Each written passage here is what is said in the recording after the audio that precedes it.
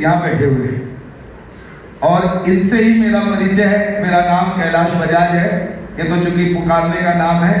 जितना भी पिछले 8 साल में परिचय का मेरा जो परिचय का ग्राफ बढ़ा है वो इसी के चरणों से है।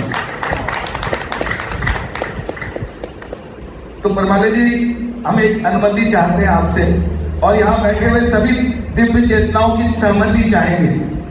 हमारी बात पूरी होने के बाद अगर आप उस बात से सहमत होंगे तो दोनों हाथ उठा के उसमें अपनी सहमति प्रदान करेंगे मेरी बात पूरी होने के बाद, और परमाले जी उसमें अपनी अनुमति देंगे।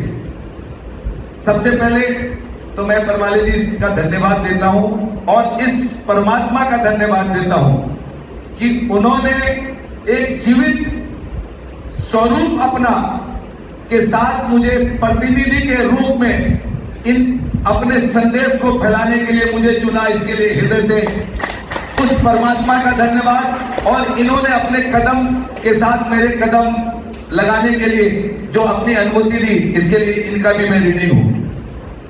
सबसे पहले ये जो आप देख रहे हैं ये उस परमात्मा की देन है और इनकी साधना है, और उस प्रतिनिधि के रूप में उन्होंने मुझे चुना और ये विकास के रूप में सभी चेतना के विकसित के लिए गया। इसमें मेरा कोई योगदान नहीं है, इसमें आपकी साधना का और उस परमात्मा का योगदान है।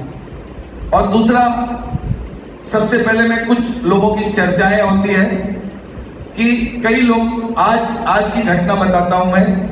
कलकत्ता से एक वैद्य जी आए हुए हैं। चूंकि आप एक साधना करने आए हैं और ये तीर्थ मंदिर का स्थान है, लोग हर जगह से, हर शहर से आ रहे हैं, हर समाज से आ रहे हैं, अलग अलग तरह से।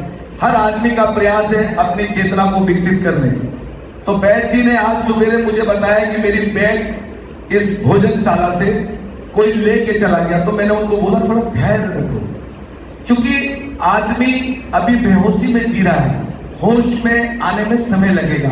हो सकता है किसी ने गलती से ले गया, बट क्या है, आदमी को पेशेंस नहीं होता है, वो स्वयं भी परेशान होते हैं और व्यवस्थाओं को भी परेशान करते हैं। तो उनसे मेरा निवेदन है कि थोड़ा पेशेंस। अभी थोड़ी देर पहले जब इस सेशन शुरू हुआ वो आए, बोले मेरी बैग मिल गई, कोई गलती से ले गया था। तो ये सबके लिए मैं ये निवेदन करना चाहता हूं कि किसी का भी सामान इधर से उधर होता तो पहले जिम्मेवारी उनकी है कि अपने सामान की व्यवस्था स्वयं करें, और अगर गलती से किसी के हाथ से दूसरे हाथ में चले गए तो परेशान नहीं हो, धैर्य रखें। धैर्य में ही सब कुछ प्राप्त होगा। तो आप सबसे मेरा निवेदन है, क्योंकि यहाँ सभी परिवार के लोग बैठे हुए हैं, आपकी धैर्यता खत्म होने से किसी के ऊपर भी आरोप लगता है, तो उस आरोप से आप कैसे बचेंगे। इसलिए मेरा आप सबसे निवेदन है कि इस तरह की कोई भी व्यवस्थाएं होती है तो उसमें धैर्य से काम करें और लोगों के बीच चर्चा ना करें, क्योंकि धैर्य रखें। लोग परेशान होते हैं क्योंकि सब कोई डरते हैं, नेगेटिविटी से हर आदमी डरते हैं। ये मेरा आप सबसे निवेदन है।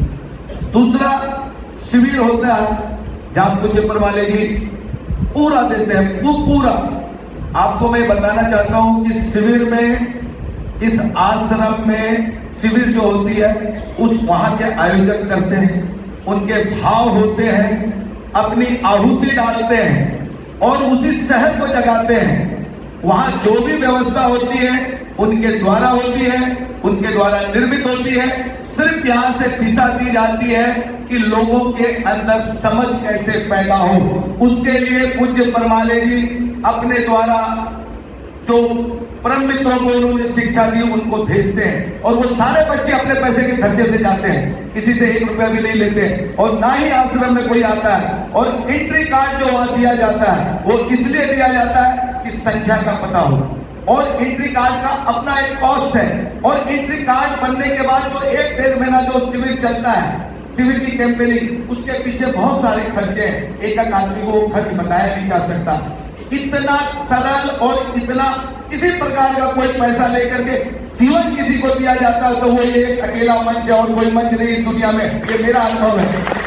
इसीलिए इस तरह की कोई चर्चा ना, तो मेरा निवेदन है, मैं कोई आदेश अपने भी नहीं करे, और अगर उस चीज का उनको जानकारी नहीं है तो किसी जानकार व्यक्ति से इसकी पूरी दिशा ले, फिर समाज में उसको वितरित करें, समाज को गुमराह कोई नहीं करे। ये मेरा सबसे निवेदन है, क्योंकि पूज्य परमाले जी निस्वार्थ अपनी सेवा इस पूरी दुनिया को एक ही भाव लेके चलेगी, ये जगत एक परिवार बने और जगत पूरे मेडिसिन मुक्त हो।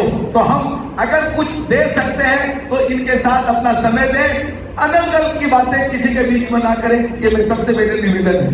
दूसरा,